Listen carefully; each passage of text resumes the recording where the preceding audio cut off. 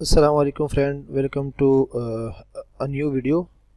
तो पीछे हमने बाकी एक दो लेक्चर हमने पीछे किए हुए हैं, उसमें हमने आपको जो है वो इनकी डिटेल्स के बारे में थोड़ा थोड़ा बताया था कि वो साउंड्स क्या होते हैं, फ्रेज क्या होता है, क्लॉज क्या होता है, सेंटेंस क्या होते हैं। आज हम पढ़ेंगे कि जी पार्ट्स ऑफ क्लॉज। जो हमने ऊपर पढ़ा ना, ये क्लॉज पढ़ा हमने, ये small sentence with in large sentence. अब इसके दो पार्ट्स हैं, एक है इंडिपेंडेंट क्लॉज और एक होता है डिपेंडेंट क्लॉज। जो डिपेंडेंट क्लॉज होता है वो किसी पे डिपेंड करता है। अगर मैं आपको इसकी मिसाल दूं कि ये जो है ना आपके पास, ये इसको आप कह सकते हो कि यार ये डिपेंडेंट क्लॉज है। डिपेंडेंट क्लॉज इस वजह से है कि उसने लिखा है कि if he speaks the truth, अगर वो सच बोलेगा, अगर वो सच बोलेगा, आगे अगर वो कुछ कहता ही नहीं है तो फिर हम क्या सोचेंगे कि यार वो क्या, मतलब वो क्या कहना चाह रहा था, क्यों उसने कुछ कहना था या कोई किसी की बात करनी थी, फलाना फलाना इनाम देना था, जो भी। तो ये जो है ना उसने हाफ सेंस कन्वे किए है, तो इसको हम कहेंगे कि यार ये डिपेंडेंट क्लॉज है, किसी पे डिपेंड करता है। अब ये इसके साथ अगर अटैच कर दिया जाए तो ये फिर जुमला जो है आपका कंप्लीट होगा। यानी कि अगर इफ़ या व्हेन अगर आपका पहले सेंटेंस में आ जाए तो उसको डिपेंडेंट क्लॉज कहते हैं कि यार वो किसी पे इनसार करते हैं कोई।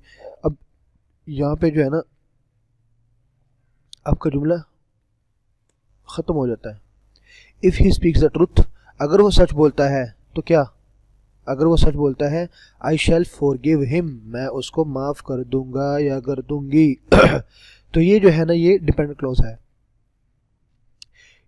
और इंडिपेंडेंट क्लोज क्या है जी? इंडिपेंडेंट क्लोज है जी समवन रॉन्ग द बेल, किसी ने बेल बजाई, when he was taking dinner, जब वो खाना खा रहा था।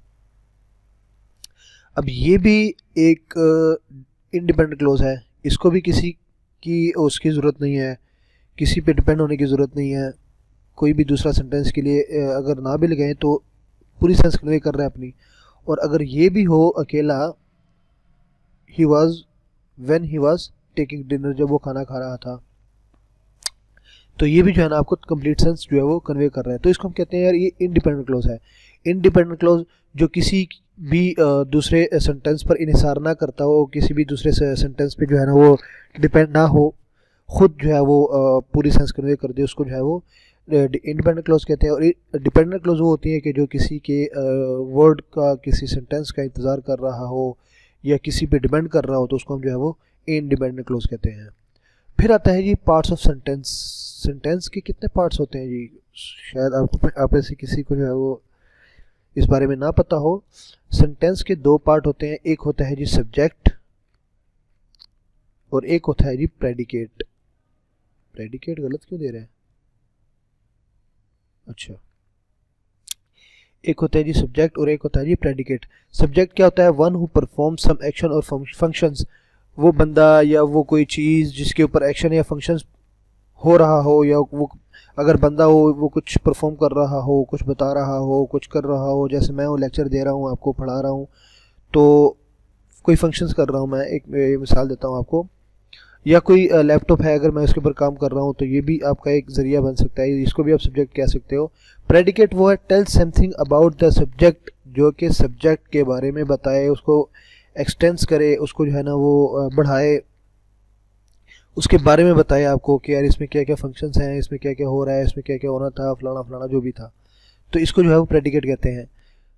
सेंटेंस के कितने पार्ट हैं? ये सेंटेंस के दो पार्ट हैं। एक जो है वो आपके सामने है, मैंने यहाँ पे लिखा भी हुआ है, क्या है, one who perform some action और फंक्शंस, ये आपका सब्जेक्ट है। दूसरा है प्रेडिकेट। अब इसकी अगर मैं आपको मिसाल दूं तो मिसाल के तौर पे Ali took tea with great GREAT great relish. Ali चुस्कियाँ लगा के चाय पीता है या बड़े मज़े से चाय पीता है। अब ये जो अली है ये आपका है सब्जेक्ट। ये जो बाकी जितना भी है ना, ये इसको हम कहते हैं कि ये प्रेडिकेट है। ये क्या है? प्रेडिकेट है। वैसे तो अगर देखा जाए सेंटेंस में, अली जो है वो सब्जेक्ट है और ये टुक जो है ना ये आपका हेल्पिंग वर्ब है, ठीक है। टी जो है आपका ऑब्जेक्ट है, ठीक हो गया। अब ये जो है ना ये एक्सटेंशन ऑफ प्रेडिकेट है, ये मतलब एक्सटेंशन ऑफ वर्ब है, इसने वर्ब को बयान किया। ये with great relish, extension of predicate, इसको एक्सटेंशन ऑफ प्रेडिकेट भी कहते हैं। तो इंशाल्लाह आपको समझ आ गई होगी कि मैं आपको क्या पढ़ाया। ये जो छोटी छोटी चीज़ें हैं यकीन माने आप, ये आपके बहुत काम आने वाली हैं, बहुत ज़्यादा काम आने वाली हैं। किसी भी, अगर आप किसी भी इदारे में टेस्ट देते हो, किसी भी जॉब के लिए अप्लाई करते हो, वहाँ पे आपको अगर इंग्लिश का पेपर देना हो तो इंग्लिश के पेपर्स में ये छोटे छोटे सवाल, 1 नंबरों के 2 नंबरों के सवाल आपसे जो है ना वो पूछे जाते हैं, और यही जवाब अगर आप लिखते हैं तो इंशाल्लाह आपके पूरे मार्क्स आ जाते हैं। और इसकी वजह से जो है आपकी बेस बनती है। अगर ये चीज़ें पता हो तो आपकी इंग्लिश की बेस बन जाती है, इंग्लिश को परफॉर्म करने के लिए, इंग्लिश को सीखने के लिए, इंग्लिश को लिखने के लिए, उसको अप्लाई करने के लिए ये बहुत आपकी काम आएंगी इंशाल्लाह ये चीज़ें जो है ना। तो इंशाल्लाह नेक्स्ट लेक्चर में मिलते हैं। अपना ख्याल रखिएगा। अल्लाह हाफिज़।